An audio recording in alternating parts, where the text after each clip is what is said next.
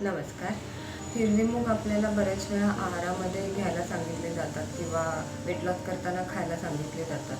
तर थोडंसं त्याचं न्यूट्रिशनल इम्पॉर्टन्स आज आपण जाणून घेऊया. जे कच्चे हिरवे मूग असतात, तर ते कशाप्रकारे आपल्या शरीरासाठी बेनिफिशियल आहेत. ठीक आहे, तर ह्याच्यामध्ये बऱ्याच प्रमाणात न्यूट्रियंट्स असतात.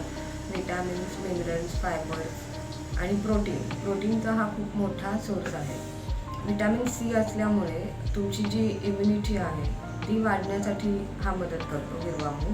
त्याचप्रमाणे कुठे जर इन्फ्लामेशन असेल, तर कुठे आतल्या म्हणजे शरीरामध्ये जर कुठे सूज वगैरे असेल किंवा काही बिघाड झाला असेल, तर तिथे जाऊन ते रिपेअर करण्याचं काम देखील मूग करत असतं. आणि शिवाय मूग हे वजन कमी करण्यासाठी तर मदत करतंच.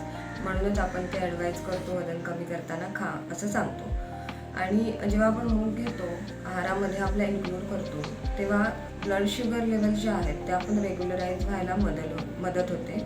आणि अशा प्रकारे BSL किंवा ब्लड शुगर रेग्युलेट झाल्यामुळे हॉर्मोन इम्बॅलन्स जर असेल, कोणाला PCOD, PCOS, thyroid, insulin related काही त्रास वगैरे असे जर काही आजार असतील, ब्लड शुगर, तर ते देखील बॅलन्स व्हायला मूग मदत करतात.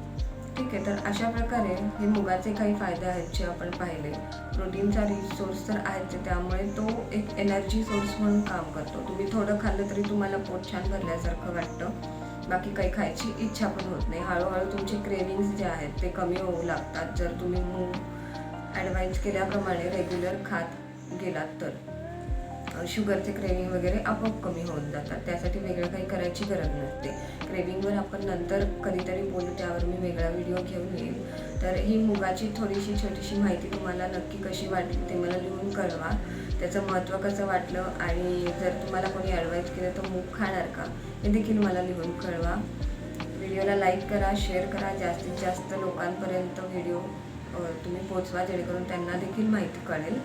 आणि नक्की कमेंट करा. तोपर्यंत स्वस्थ राहा, मस्त राहा. थँक्यू. Bye bye.